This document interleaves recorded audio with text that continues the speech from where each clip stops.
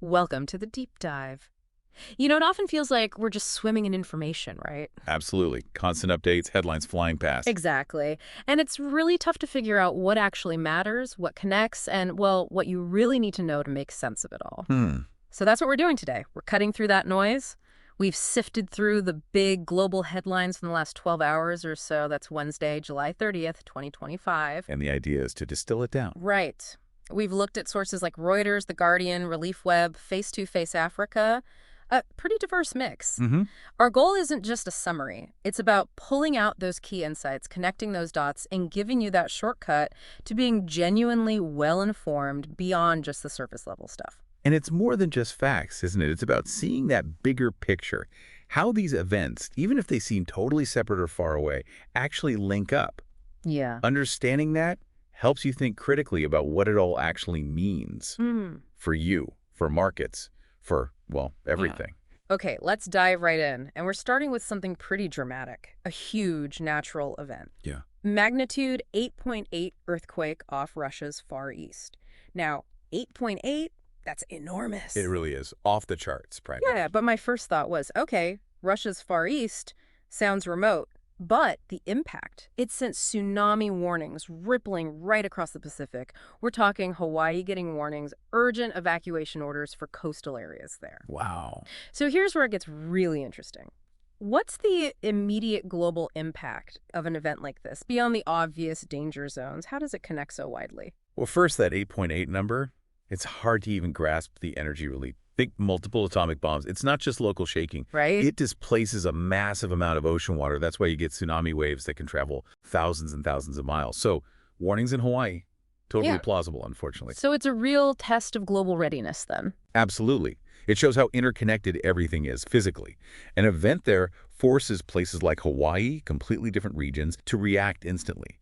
It tests warning systems, evacuation plans. Communication, public response. Exactly.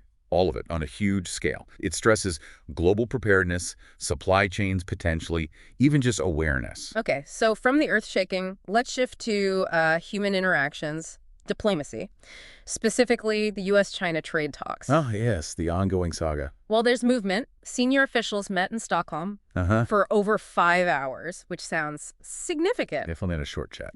And the outcome, they've agreed to postpone that tariff escalation. The deadline was August 12th. Now it's pushed back.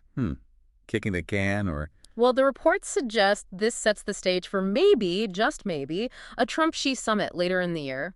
So what does this truce, this postponement, actually signal for global trade? Is it a breather? It could be significant. 5 hours suggests serious negotiation, not just a formality. Postponing tariffs rather than letting them hit is a clear de-escalation signal, at least for now. For now. Right. And the prospect of a leaders' summit. That's always a big deal. Yeah. It could potentially bring some stability or at least predictability back into what's been a very volatile relationship. It suggests both sides might be looking for an off-ramp or at least a pause. Okay, a potential pause in economic tension. But elsewhere, a different kind of tension is escalating, and it's deeply concerning. We need to turn to Gaza. Okay. Major Israeli rights groups, and this is apparently the first time, have accused Israel of genocide in Gaza. This is happening alongside worsening starvation conditions. Prem news? Yeah, the UN Hunger Monitor is warning about a, quote, worst-case scenario famine unfolding, and the death toll reported has now passed 60,000. 60,000. Now, just to be absolutely clear for everyone listening, we're reporting what these sources, The Guardian in this case, are saying. This includes the accusation from the rights groups and the UN warnings. It's crucial information, but presenting it isn't an endorsement of any specific viewpoint. We're conveying the information impartially. And that's vital context. Adding to that, there's a significant diplomatic piece here, too. The UK Prime Minister, Starmer, has issued a warning. What kind of warning? He stated the UK will support Palestinian statehood at the UN unless Israel ends the war in Gaza, commits to two-state talks, and halts settlement annexation. That sounds like a major potential shift from a key ally. It absolutely is. It adds considerable international pressure and highlights the gravity of the humanitarian crisis, pushing hard for some kind of resolution. It's a significant diplomatic lever being pulled. Okay. Let's shift now from geopolitics and crises to the corporate world. We're seeing some signs there, too. The mining giant Rio Tinto. Big player. Iron ore. mainly. Right. They've just logged their smallest profit in 5 years. Oh. First half earnings dropped 16%, down to about $4.8 billion. 16% is a noticeable hit. And it seems linked to iron ore prices, which were down 15%. Consequently, they've slashed their interim dividend, down to $1.48 per share. That's the lowest payout in 7 years. Okay, let's unpack this. What does a mining giant struggle like Rio Tinto's actually tell us about the bigger economic picture? Well, Rio Tinto's performance is a really good barometer for global industrial health. Iron ore is fundamental for steel, which means construction, manufacturing. The building blocks of the economy, basically. Exactly. So when their profits drop significantly, and especially when they cut their dividend that sharply, that's not just about saving cash. It signals management's own caution about the future. Their confidence level. Right. It strongly suggests that demand for basic industrial commodities is cooling off, particularly in places like China, a huge consumer. It can be an early warning sign of a broader economic slowdown. That makes sense. An upstream indicator. Precisely. Their pain often precedes wider economic shifts. Okay, so from mining, let's look at finance. Another giant, HSBC, also reporting some difficulties. Global bank, huge footprint, especially in Asia. Yeah, and their first half profit tumbled 26%. That's even steeper than Rio Tinto's drop. 26%. Wow, what's driving that? The reports point to write-downs, tied to a regional bank investment and also losses in the Hong Kong property market. Ah, the Hong Kong property market. That's been a known pressure point. Right, and this is apparently speeding up their plans for global restructuring. So what does HSBC's situation, especially that exposure to China and Hong Kong property, tell us about financial stability more broadly? It really highlights specific regional vulnerabilities. Those write-downs mean they're officially recognizing that assets they hold, like that bank investment or property loans, are worth less now. So acknowledging losses. Yes. And the fact that it's tied explicitly to China and Hong Kong property shows the stress in those specific markets. But because HSBC is so globally interconnected, problems there don't necessarily stay there. Right, ripples. It can affect their lending capacity elsewhere, investor confidence.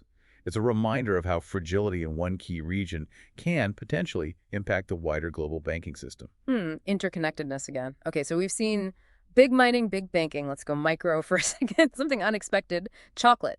Chocolate. Okay, I'm listening. Yeah, apparently Trump-era tariffs are having a weird side effect. They're putting U.S. chocolatiers at a disadvantage. How so? Because Canadian and Mexican producers are exempt under the USMCA rules.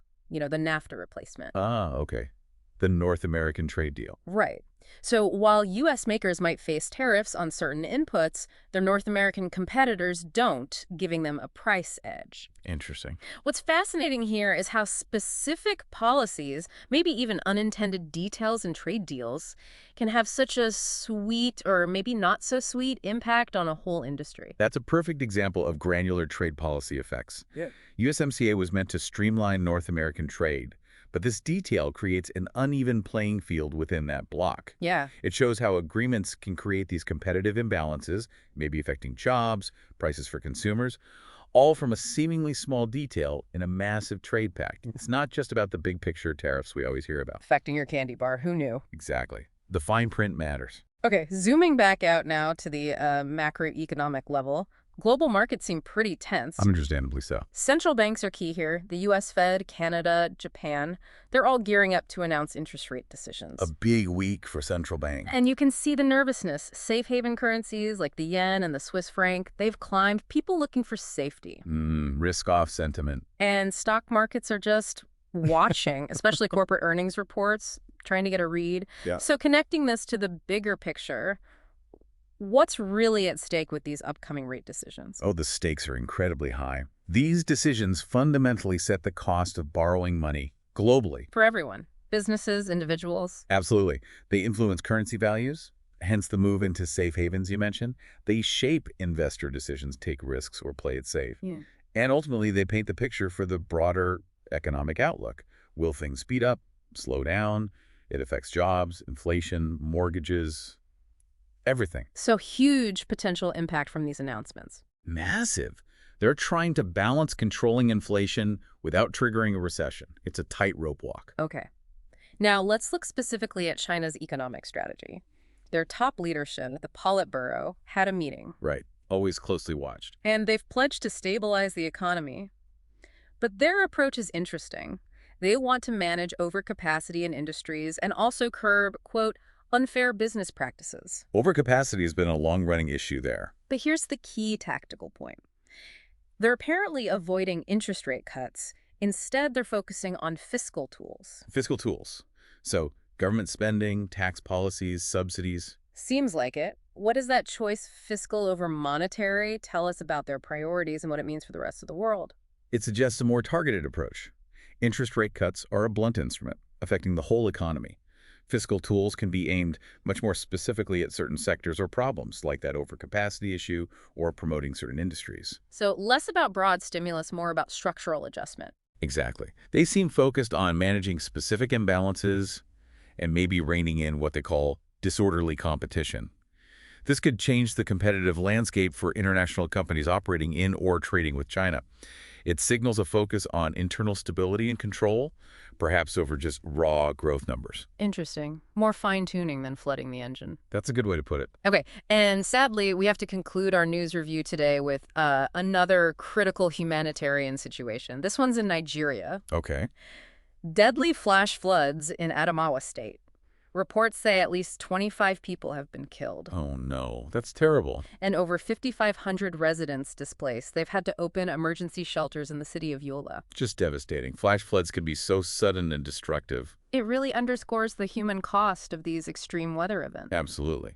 And it highlights the ongoing and arguably growing challenge globally, providing relief, building resilience, especially in regions that are often most vulnerable and least equipped to handle disasters of this scale. It's a constant, urgent need.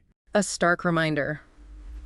So as we kind of pull back and look at everything we've touched on, it's quite a mix, isn't it? It really is. From a massive earthquake literally shaking the planet and triggering warnings thousands of miles away, to these delicate, high-stakes U.S.-China trade negotiations potentially shifting global economic currents. Yeah, the contrasts are stark. We saw Rio Tinto's profits dipping, maybe signaling wider industrial cooling, HSBC facing regional financial fragility. Right. And even how tariff details can unexpectedly reshape competition for, well, chocolate makers. And then, of course, the very real human tragedies in Gaza and Nigeria.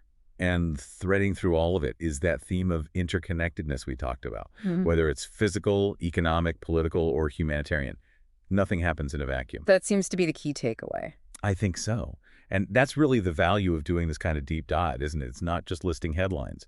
It's about seeing those connections, understanding the context. Giving you the tools to make sense of it all. Exactly. It helps you navigate this complex world, see beyond the noise, and grasp what these shifts might actually mean, potentially for you. Yeah. It moves you from just being informed to being, well, truly well-informed.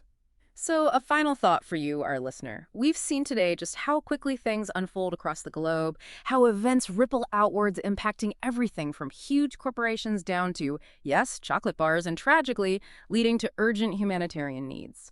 After hearing all this, what aspect of this global interconnectedness strikes you as most surprising? And maybe how could you, or even your community, think about preparing for those inevitable ripple effects? Something to chew on.